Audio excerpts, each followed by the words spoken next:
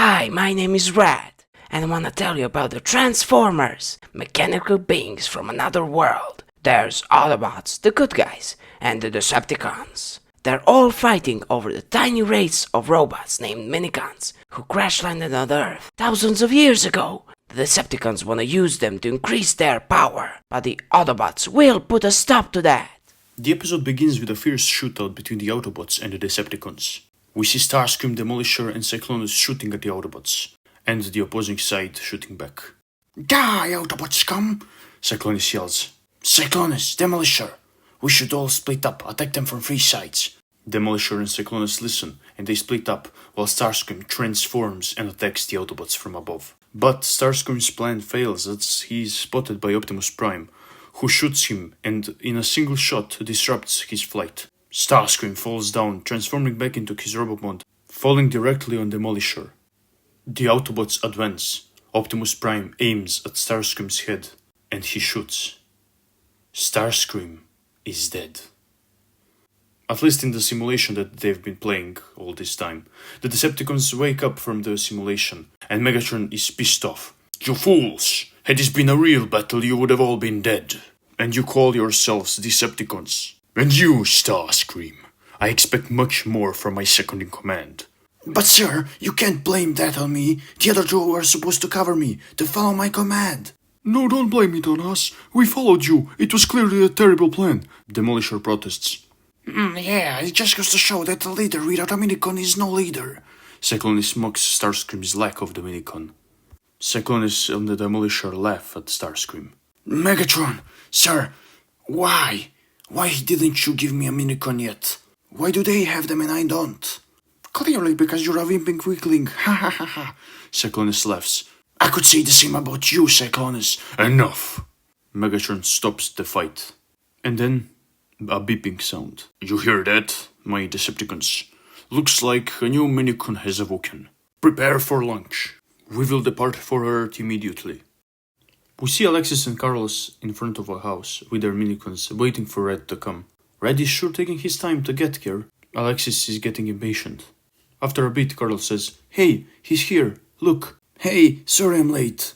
Red approaches the other two. He is carrying two very heavy bags, filled with who knows what. What's all this luggage? Yeah, Red, are you moving? The other two ask him. No, but I figured I'd bring some stuff to, make our life easier there in the base. Some stuff for the kitchen, for cleaning, some human stuff. Yeah, I guess you're right. We might need those. Hey Red, this reminds me of when we were out camping. Yeah, that's pretty much what I packed here too. We should definitely go out camping again sometime, Red. The kids keep chatting. They start making their way towards the Autobot base. We then fade to the Autobot base, and we see the three Autobots, Hotshot, Optimus, and Red Alert, standing above the unawakened minicon. Why is this minicon still asleep? Optimus wonders. It appears that this minicon has some certain security measures. It refuses to wake up unless certain conditions are met, Red Alert says. We then hear a loud noise. Camera shifts to the kids and the minicons, dropping all of the stuff that Red brought. The Autobots and the kids stare at each other for a bit, before Hotshot asks, What are all those supplies for? You see, Red thought that it might come in handy, Carlos says. And in that moment, the alarm goes off. A new minicon has awakened. A new minicon, Optimus says. Red Alert, check out the coordinations. Yes, sir.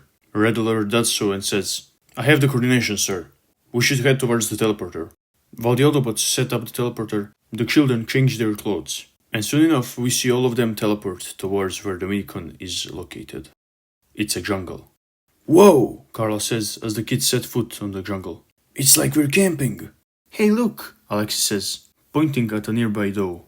The animal stares in disbelief, as it has witnessed three gigantic robots and three little children appearing out of nowhere at her home. The animal wanders off, knowing that none of her friends will believe her when she tells them what she saw. Alright everyone, let's search for that minicon. Hotshot, may your minicon transform and scan the area. Maybe he can spot somewhere from above us. Alright Jolt, you're up. Hotshot says to his minicon and lets him fly. Jolt spots something. A light in the distance. Hey, I think Jolt spotted something, Carl says. Alright, Autobots. Let's move. Alright. Hotshot transforms without thinking. Oh, wait. There isn't a road around here. Hotshot transforms back and says, "Damn, looks like we'll have to walk. The trees in this jungle are just too dense. We will leave the container behind then. Sparkplug, watch over the container, will ya?" The minicon makes some positive sounding beeps, and the Autobots start moving. While they do move, Hotshot is annoyed by all the trees. "Can't we just cut them all down?" "No, Hotshot, we can't," Red and the kids tell Hotshot. "These trees are also living beings, and will hurt the environment if we cut them all down." "Yeah, deforesting is a crime, you know." The Autobots keep moving for a bit, then Carlos says, "Hey guys, check this out. I think there's something there. It's open, like a road." "What? A road? In the jungle?" The Autobots and the kids go where Carlos pointed, and they see a road where trees once stood. Dozens of trees cut down. "The Decepticons," Optimus says.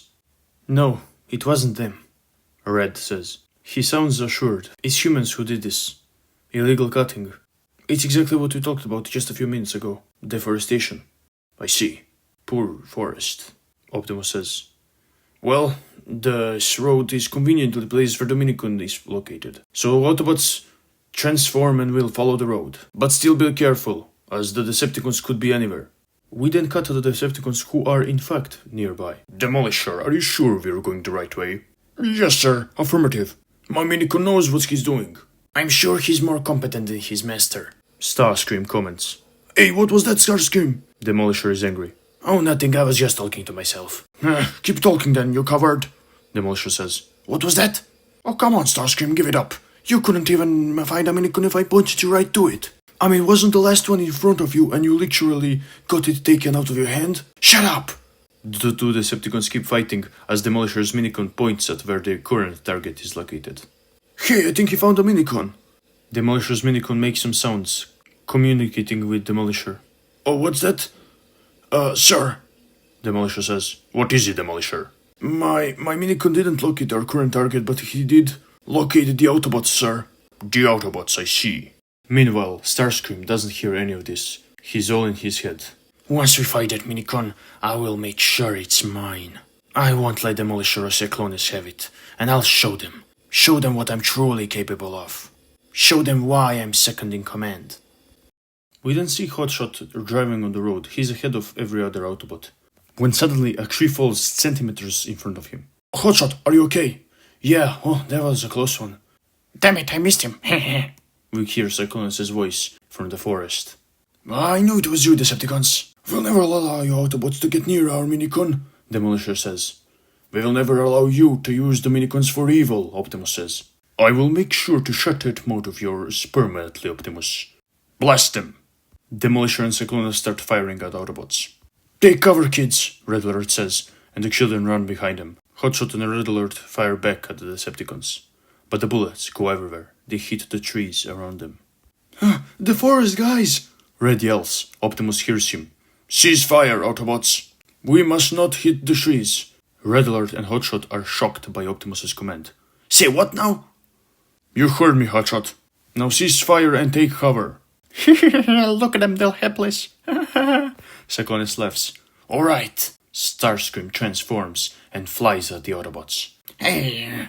For some reason, this pisses off Cyclonus, who also transforms. "I will show you, Starscream." "All right, I'll finish them off." Starscream aims at the Autobots from above, but then Cyclonus pushes Starscream out of the way. "What the hell are you doing, Cyclonus? You think I'll just let you take all the credit? I'll show you the power of my minicon. I alone can stop the Autobots.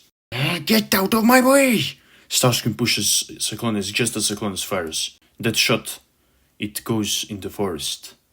A fire. A fire started in the forest. "The animals!" Red yells as he sees the fire spreading.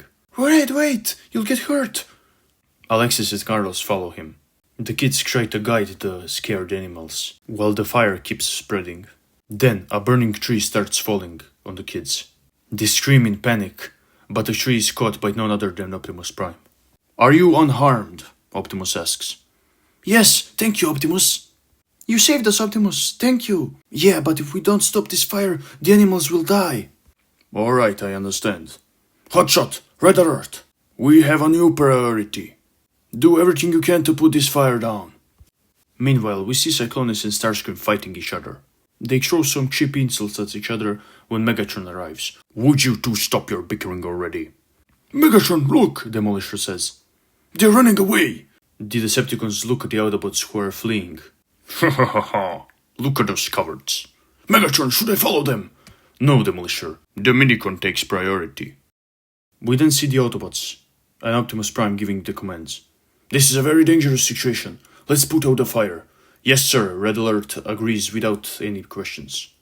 But Optimus, the Minicon, the Decepticons will get it before us if we focus on the forest. Hotshot, putting out this fire takes priority. The safety of the wildlife here is more important than that Minicon. Let's concentrate on putting out this fire. I will go get the trailer, and you kids, stay safe.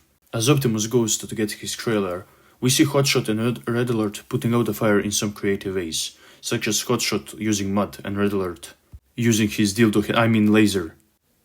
It's no use, Alexis says. The fire is spreading too fast.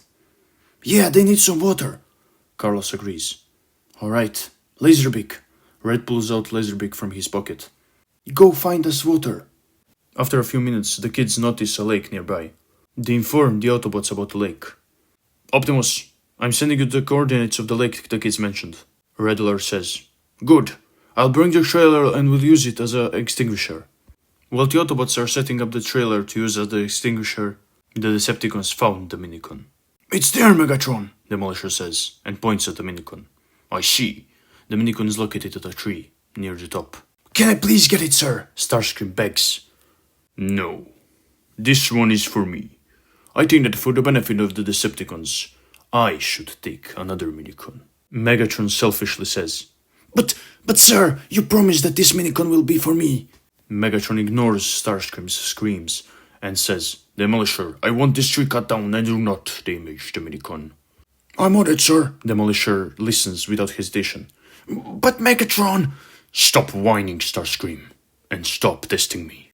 While the Decepticons are getting the Minicon out, the Autobots successfully connected the trailer to the lake, and are actively putting out the fire. Yeah, it's working! Alexis sounds happy. Optimus, I think we can handle things here. You guys go and stop the Decepticons. Alright, I will trust you, Red. Autobots, roll out! The Autobots arrive just as Demolisher almost cut down a fucking... And, this is what pisses me off. Demolisher, who's a fucking, airline defense system, couldn't cut off a fucking tree in, seconds. Granted, he didn't want to use his, real cannons, just because he was afraid to damage the Minicon. But still, he couldn't, use the force to just, his own hands to break down the tree. Anyways, the Autobots arrive and the big battle starts. Cyclonus on Red Alert, Demolisher on Hotshot, and Megatron on Optimus Prime. The Minicons should not be used as tools of war. I will use them how I want, Prime, and you won't stop me. Starscream uses this chance. He flies towards the tree, transforms back into his robot mode, takes his wing off, makes it a sword. Yeah, in case you didn't know, Starscream can take off one of his wings and turn it into a sword. That's an ability he has, and he uses it quite a lot. We set that up, okay? I think this is the first time that it's shown here, maybe the second time. But it's first time that it's explicitly shown how he takes off the wing. So yeah, he can do that. He takes his wing as a sword and cuts down the tree, retrieves the Minicon and activates it. That Minicon is all mine! At last, I have one of my own.